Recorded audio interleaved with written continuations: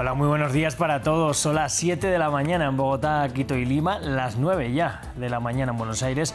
Yo soy Rodrigo Sedano y les doy la bienvenida a Directo América, este espacio de 2 horas en el que revisaremos las principales noticias del día. Eso incluye también la economía, todas las portadas de los medios internacionales.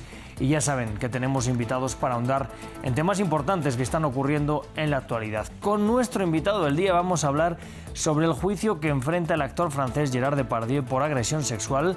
Es uno de los casos de más alto perfil llevados ante la justicia en Francia por este tipo de delitos en la era del Me Too, en la que las discusiones sobre el consentimiento y el abuso de poder siguen transformando el panorama legal y cultural. Lo vamos a analizar en minutos. De momento vamos con las noticias. En Arabia Saudita ya dio inicio este martes el segundo día de las negociaciones entre Rusia, Estados Unidos y Ucrania. Moscú calificó los diálogos con Washington de difíciles pero útiles mientras espera un acuerdo para el tránsito de cereales en el Mar Negro. Y en Estados Unidos, el director editorial de la revista The Atlantic asegura que fue incluido en un chat encriptado en donde altos funcionarios, incluido el secretario de Defensa, discutieron planes de ataque sobre Yemen. Donald Trump afirmó no estar al tanto de la filtración y los demócratas piden ahora una investigación. Y en Turquía la oposición denuncia cientos de detenciones en el marco de las protestas contra el gobierno de Recep Tayyip Erdogan y a favor del detenido alcalde de Estambul por presunta corrupción. La oposición misma ha llamado también al boicot de empresas con buenas relaciones con el gobierno.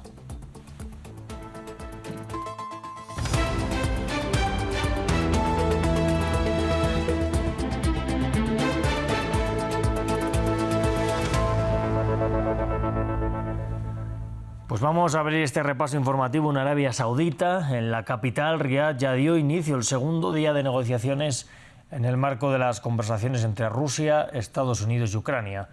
Moscú calificó los diálogos con Washington de difíciles, pero útiles, mientras se espera ahora un acuerdo de alto el fuego, en particular en el Mar Negro para el tránsito de los cereales. Se lo contamos en este informe. 12 horas de discusiones a puerta cerrada y una conclusión bastante sucinta. Hemos hablado de todo y el diálogo fue detallado y complejo, pero muy útil para nosotros y para los estadounidenses. A la espera de un comunicado oficial validado por Moscú y Washington, la información va llegando poco a poco y de forma controlada.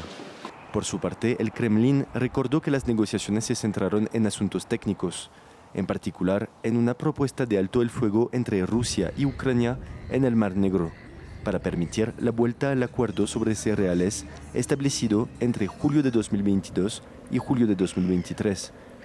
Moscú anunció que el contenido de las negociaciones no se haría público. Se trata de conversaciones técnicas con profundización en los detalles. Por supuesto, el contenido de estas conversaciones no se publicará, no es de esperar. En segundo lugar, como ya he dicho, los informes hechos a las capitales están siendo analizados ahora. Podemos hablar de algún entendimiento a continuación. Sin embargo, la tensión sigue viva en el terreno. Rusia acusó el martes al ejército ucraniano de atacar deliberadamente a un grupo de periodistas rusos que trabajaban en una zona del este de Ucrania, matando a 3 de ellos. Mientras Kiev acusaba a Moscú de ser responsable de ataques que han herido a decenas en la ciudad de Sumy. Bueno, y en Estados Unidos, el director editorial de la revista The Atlantic denunció que fue incluido en una conversación por chat en donde altos funcionarios del gobierno discutieron planes de guerra en Yemen.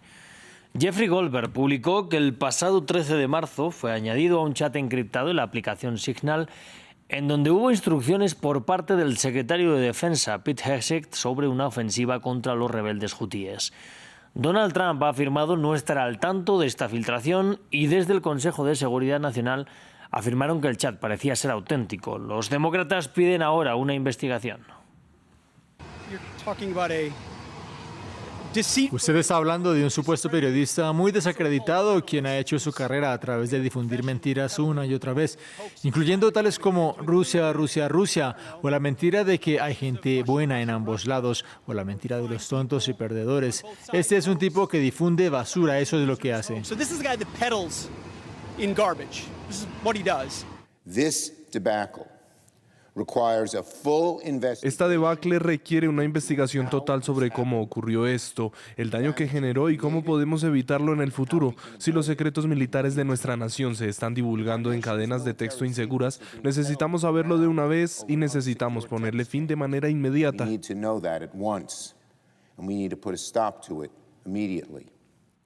Vámonos hasta Turquía. Allí siguen las manifestaciones contra el gobierno de Recep Tayyip Erdogan y en defensa del detenido alcalde de Estambul, recordemos, además principal opositor a Erdogan, Ekrem İmamoğlu, acusado la semana pasada de presunta corrupción y terrorismo.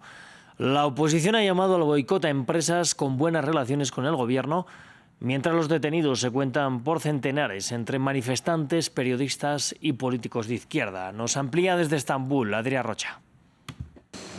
Por sexto día consecutivo continúa el pulso entre el presidente turco Recep Tayyip Erdogan y el principal partido de la oposición, el Partido Republicano del Pueblo, que está detrás y está apostando por esta ola de protestas que empezó el pasado miércoles de la semana pasada. Ese día fue detenido el alcalde de Estambul, Ekrem İmamoğlu, puesto después en prisión provisional por supuestos crímenes cometidos durante sus años de gobierno en la gran metrópolis turca. İmamoğlu es visto no solo por la población, sino como por la mayoría de los sondeos como el gran rival político al presidente turco Recep Tayyip Erdogan. El líder de la oposición, Özgür Özel, el líder de este partido opositor, reclamó ayer un boicot a todas las empresas afines y allegadas al propio presidente turco en una clara apuesta para continuar con estas protestas que de momento siguen. Hoy ocurrirá una última protesta delante del Ayuntamiento de Estambul y se espera que en los próximos días las protestas se expandan a otros lugares. Hoy será la última delante de Estambul porque mañana a mediodía se espera que la Asamblea Municipal, controlada por la oposición, escoja un nuevo alcalde interino, algo que deberá ocurrir, eso sí, si antes el gobierno turco no impone su interventor directamente en esa posición, algo que podría ocurrir en las próximas horas, aseguran los miembros de este partido de la oposición. Por lo tanto, la tensión sigue muy alta en Turquía, sobre todo después de una nueva noche, la de ayer, de cargas policiales y violencia muy dura en contra de los manifestantes. Vamos a hablar ahora de la Franja de Gaza, en donde siguen los bombardeos israelíes que tan solo este martes han dejado al menos 23 muertos palestinos. En las imágenes que ven en sus pantallas pueden apreciar los daños causados en una zona residencial de Deir al-Balá, en Gaza. Las cifras de funcionarios sanitarios locales apuntan a que desde la ruptura unilateral de la tregua por parte de Israel la semana pasada, sus ataques han matado a casi 700 personas, en su mayoría mujeres y niños. Nos quedamos despiertos hasta tarde leyendo el Corán y rezando durante la noche. De repente hubo una explosión. Los heridos, los mártires y todo el lugar quedó destruido, nuestros vehículos y nuestros muros. Lo vieron con sus propios ojos. Hemos quedado devastados. Que Dios, si Dios quiere, ponga fin a esta guerra lo antes posible. Esta es una guerra de exterminio, no es una guerra normal. Estos nuevos ataques llegan luego de que este lunes soldados israelíes asaltaran la ambulancia en la que el codirector del documental No Otherland iba a ser atendido tras ser atacado por colonos israelíes. Esta es una situación que precisamente se denuncia en el oscarizado documental. Otro de los directores denunció este martes en redes sociales que su compañero pasó la noche detenido y torturado en una base militar israelí. Este es el momento en que soldados israelíes detuvieron a Hamdan Balal. El oscarizado director de No Otherland fue atacado por colonos israelíes que rodearon su casa en Susilla, en Cisjordania ocupada. Su compañero en el proyecto, el director israelí Yuval Abraham, denunció la agresión en redes sociales. Un grupo de colonos acaba de linchar a Hamdan Balal, codirector de nuestra película No Otherland. Lo golpearon y presenta heridas en la cabeza y el estómago está sangrando. Los soldados irrumpieron en la ambulancia que había llamado y se lo llevaron. No hay rastro de él desde entonces. Abraham actualizó este martes que tras el asalto los soldados israelíes esposaron y vendaron los ojos de su compañero Hamdan y lo tuvieron toda la noche en una base militar donde lo tumbaron en el suelo y lo golpearon, según logró saber su abogada tras hablar con él. Grabaciones publicadas por activistas judíos estadounidenses que fueron al pueblo a documentar el incidente muestran a colonos israelíes tirando piedras contra su vehículo. Precisamente el largometraje de Balal y de Abraham, No Other Land, que ganó el Oscar a Mejor Documental, muestra la ocupación ilegal de los territorios palestinos, en particular la resistencia de los habitantes palestinos de Masafer Yatta para detener la demolición de sus casas por parte del ejército israelí. El gobierno israelí ha criticado y denigrado el proyecto en que colaboran palestinos e israelíes. Otra de las directoras del documental, Basel Adra, declaró que ha vivido repetidos ataques desde que ganó el Oscar y que el premio se acabó convirtiendo en un castigo. La violencia del ejército y los colonos de Israel contra los palestinos en Cisjordania ocupada ha escalado drásticamente desde los ataques de Hamas del 7 de octubre, una violencia que ha causado el desplazamiento forzoso y la muerte de cientos de palestinos, según señala Naciones Unidas. En Francia este martes tiene lugar el segundo día del juicio contra el actor Gerard Depardieu por presuntas agresiones sexuales. El actor reconoció haber agarrado por las caderas a la actriz Amélie K durante el rodaje en 2021 de la película Es Voltaire Berthe. Sin embargo, niega haber cometido algún tipo de agresión sexual. Depardieu, acusado de agresión y acoso sexual, además de ultrajes sexistas, se enfrenta a una posible pena de hasta 5 años de cárcel y 75.000 euros de multa. Y en Brasil hoy 5 jueces de la Corte Suprema del país comienzan las deliberaciones para determinar si el expresidente Jair Bolsonaro, junto a otros colaboradores cercanos, deben ser juzgados por un presunto intento de golpe de Estado tras la victoria electoral de Lula da Silva en 2022. Para ampliar la información vamos hasta Río con nuestra corresponsal Valeria Sacone. Valeria, muy buenos días. ¿Qué se espera que decida hoy el Supremo y qué se está jugando Bolsonaro?